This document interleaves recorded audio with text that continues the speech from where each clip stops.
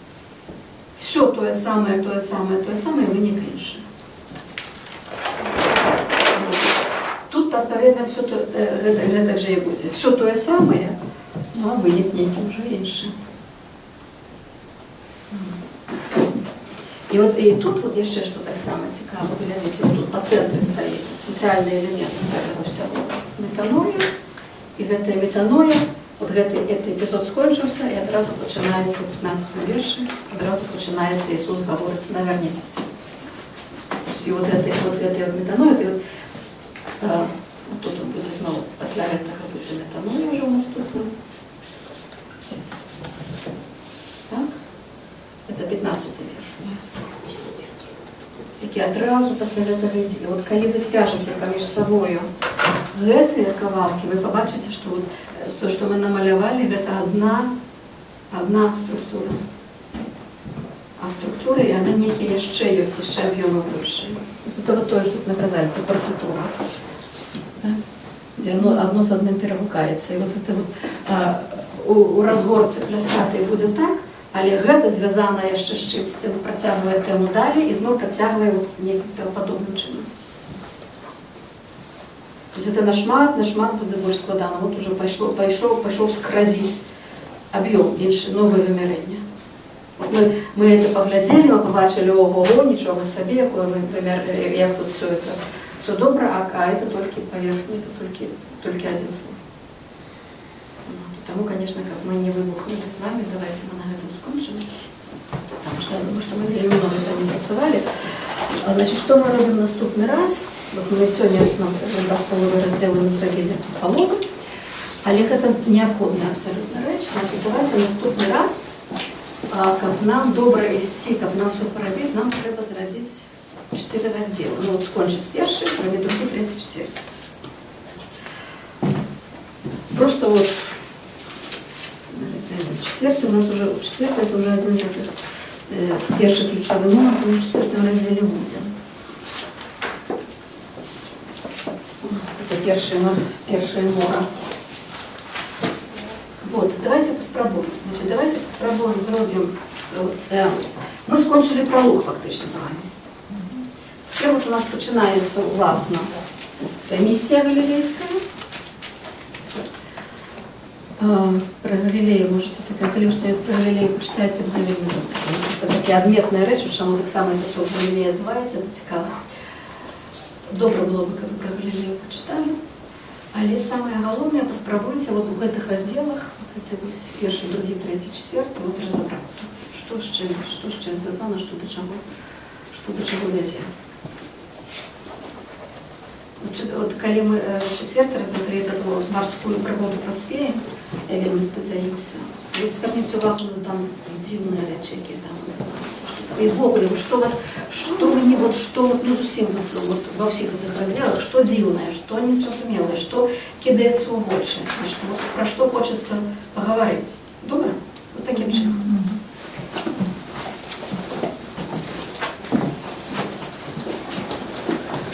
Калі пытанні ёсць, калі ласка, можна яшчэ што-небудзь, ці каментары.